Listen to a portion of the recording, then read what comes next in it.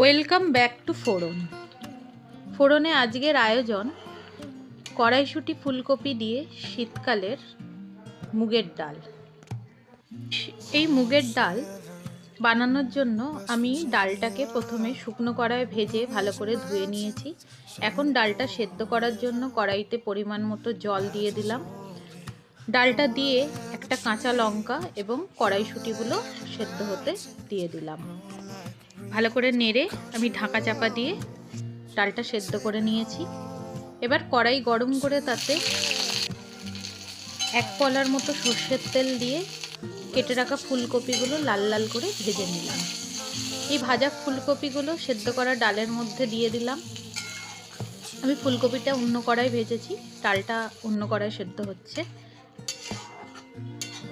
ফুলকপিটা দিয়ে একটু নেড়ে চেড়ে ডালটাকে নামিয়ে নিলাম। ওই একই কড়ায় 1 পলা মতো সর্ষের তেল ফোড়ন দিয়ে তার মধ্যে ফোড়নে দিয়ে দিলাম তেজপাতা ও শুকনো লঙ্কা। ফোড়নটা ফুটে উঠলে আদা কাঁচা লঙ্কা বাটা দিয়ে দিলাম। একটু কষিয়ে নেব।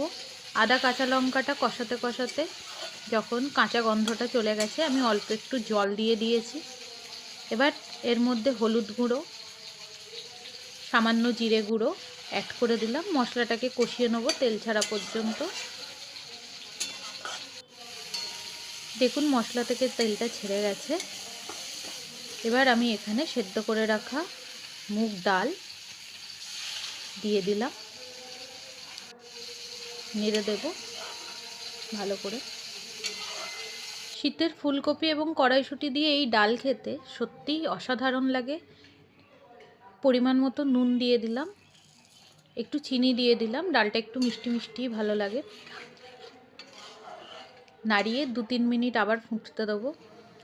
তারপর আমি এখানে ভাজা মশলা দিয়ে দিলাম। এই ভাজা মশলায় ধনে, জিরে এবং শুকনো লঙ্কা ছিল। একটু পরিমাণ মতো ঘি দিয়ে আমি রান্নাটা শেষ করলাম। চ্যানেলটা সাবস্ক্রাইব করে আমাদের পাশে থাকবেন। রান্নাটা অবশ্যই একবার করে দেখবেন।